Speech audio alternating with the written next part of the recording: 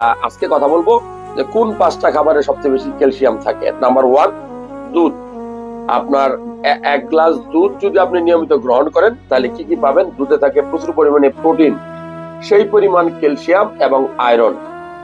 আপনার হাড় শক্ত করার জন্য, মাংস বেশি শক্ত করার জন্য এই দুধের কোনো বিকল্প নেই। সো আমি প্রথমেই যে খাবারটা কথা বলবো যে আপনি দুধ খেতে পারেন। দুধ আপনার শরীরে প্রচুর পরিমাণে ক্যালসিয়াম সরবরাহ করবে। নাম্বার 2, খুব কমন যে খাবারটা আপনি রাস্তাঘাটের পাশে কিনে খেতে পারেন সেটা হলো কলা।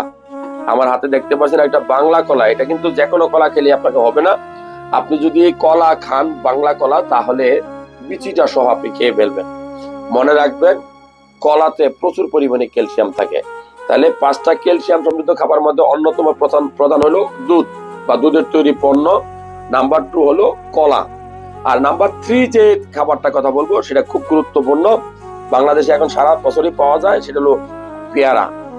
আপনি দেশি বিদেশি যে কোনো পেয়ারাই আপনি ডেইলি 1 থেকে 2 পিস পেয়ারা খাওয়ার চেষ্টা করবেন, দেখবেন যে আপনার শরীরে কখনো ক্যালসিয়ামের ঘাটতি হবে না।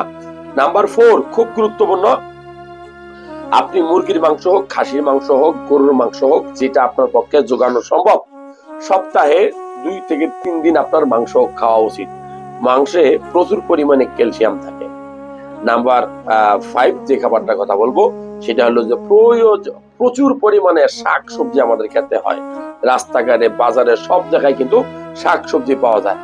এখন আপনি যদি দিনের 3 বেলার 2 বেলায় আপনি প্রচুর পরিমাণে শাকসবজি খান, তাহলে আপনার শরীরে ক্যালসিয়ামের ঘাটতি দেখা দিবে না।